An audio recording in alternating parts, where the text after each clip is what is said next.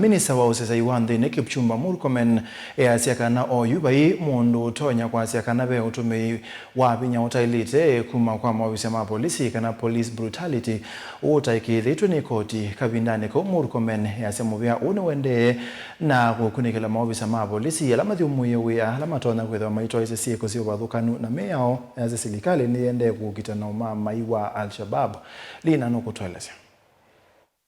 Nene kauntini Laikipia Minista Muvia Useseei wa Nthini Kipchumba Murkomen niwaweta Maovisa ala Mathyumuie na makwikone na mituo ya kuanzia mouo tamekosa matambia mavyo make Miao oweta kana ni kianda kia KotI kuthiana kana Maovisa ma Useseei ni mautumia Vinya Muvituku Kavindani ila kuimia tiane inditi kianda kia Maovisa ma Useseei ala Mathyumuie. There are some characters whom I saw online that they are calling themselves forces fighting police brutality, and yet they were carrying guns and dressing using jungle attire, trying to intimidate the people of Kenya.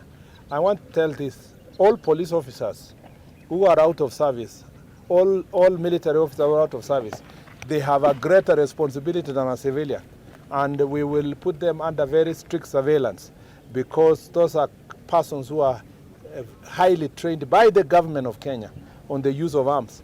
And once they start threatening the public and threatening government, we consider that subversive activities. You cannot say there is police brutality until it is investigated and proven by a court of law.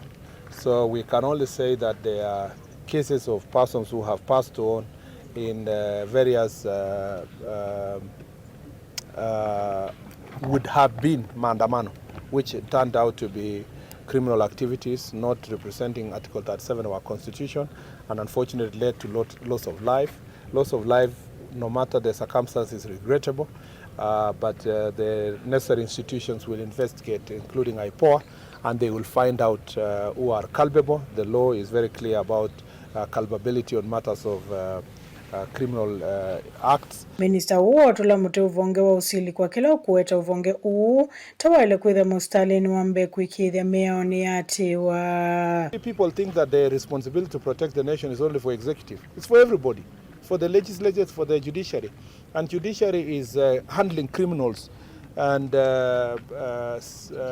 subversive characters with kids' gloves. And that behavior must come to an end. In the past, when I say it, they say I'm threatening the judiciary. I'm not threatening the judiciary. I'm saying it as it is.